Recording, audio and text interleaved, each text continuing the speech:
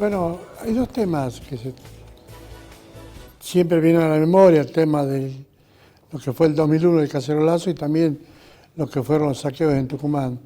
¿Cómo te va? Buen día. Buen día, Germán. Muchas gracias por la invitación. Bueno, políticamente, ¿cómo analizás vos cuando aparecen estos temas siempre? Bien, yo creo que desde el 2001 en adelante, todos los presidentes, todos los referentes políticos siempre se refieren a diciembre como el mes del testeo, ¿no?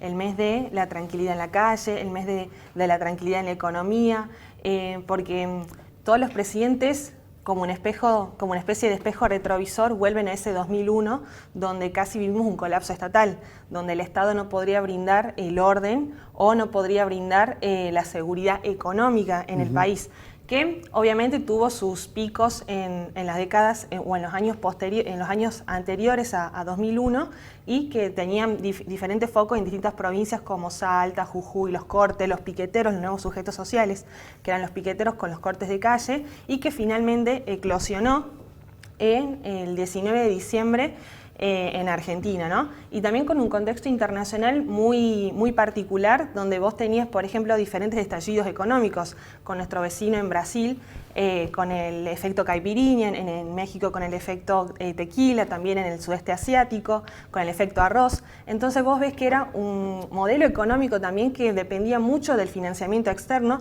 Recordarán ustedes que en los 90 se lanzó sistemáticamente las privatizaciones, entonces el gobierno estaba necesitado de dólares, luego la economía estaba viviendo periodos de recesión, falta de empleo, el empleo rondaba entre el 15 y el 16%, y hubo un fuerte ajuste realizado o impulsado por el gobierno de la Alianza. Recordarás que estaba encabezado por Fernando de la Rúa y también por Chacho Álvarez.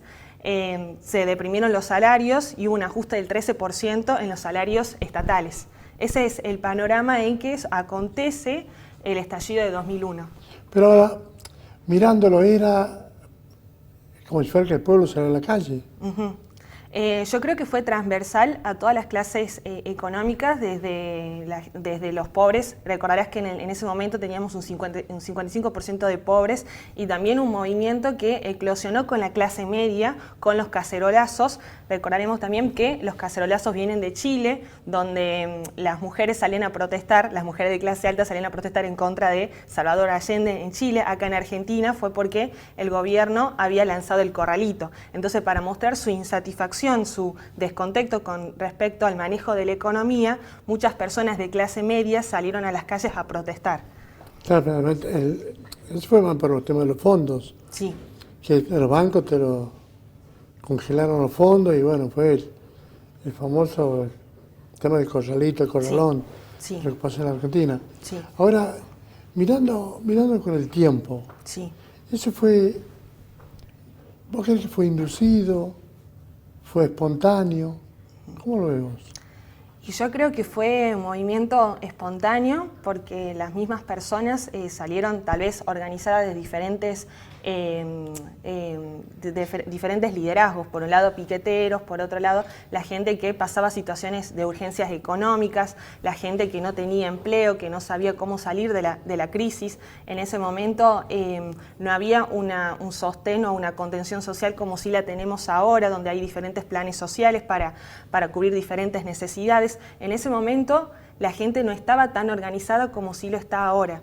Yo creo que la gente salió a pedir por más derechos para reconocer que socialmente no era sostenible la cuestión económica, 55% de pobreza.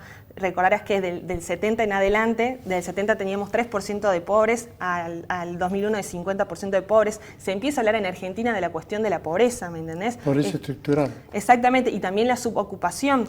Mucha gente que ahora tenemos la economía de plataformas y en parte puede obtener empleo. En ese momento, en el 2001, estaban los subocupados. ¿Qué quiere decir los subocupados? Que tenían un empleo, pero no llegaban a cubrir las necesidades básicas o el ingreso para llegar a fin de mes. Y por eso también la gente se organizaba espontáneamente con las personas que se encontraban en la misma condición social para realizar reclamos al gobierno. Y también, aprovechando el contexto de la coyuntura, en ese momento también se debatía la reforma laboral, que terminó cayendo porque era muy impopular, y con unas elecciones legislativas que también testeaban ese humor político Claro. y social.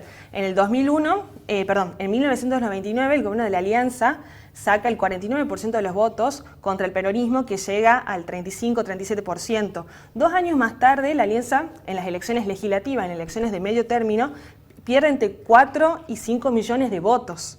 Y el peronismo empieza a ganar impulso.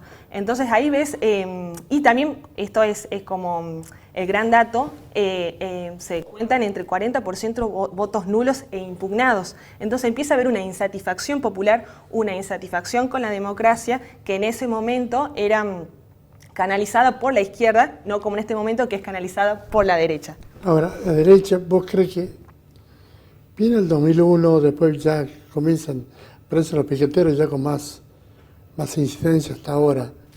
¿Eso le era la vigencia plena del peronismo o era más de izquierda? Era una antipolítica de izquierda, que después va decantando. Yo creo que el peronismo le toma tiempo tratar de canalizar, tratar de representar esas demandas, tratar de leer el momento histórico, ¿no? Siempre es difícil, también incluso para los politólogos, leer el momento histórico que estamos atravesando. El peronismo recién aparece, bueno, si bien hay un gobierno de transición con Duhalde, recién aparece Néstor en 2003, ganándole a, bueno, en realidad Menem se baja, saca el 24% de votos, se baja del balotaje y finalmente Kirchner asume como presidente, ¿no? Es un momento también de mucha incertidumbre, de no saber qué es lo que está pidiendo la gente, y también un momento en que, si vos recordarás, la Alianza no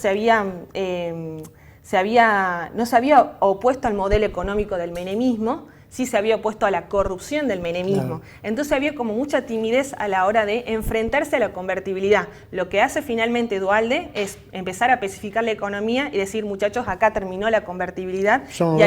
Y ahí tenés un gran movimiento progresista de izquierda en toda la región de Latinoamérica y casualmente todos esos gobiernos que habían sido afectados por las crisis económicas.